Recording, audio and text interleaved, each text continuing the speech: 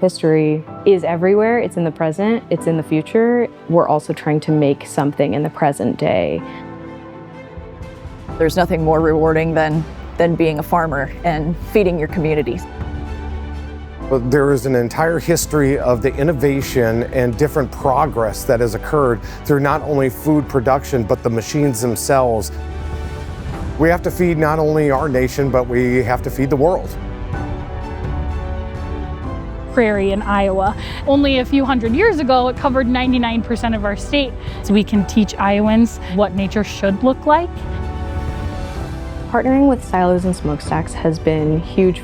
It's clear to me that they're passionate about preserving Iowa's culture and heritage and history.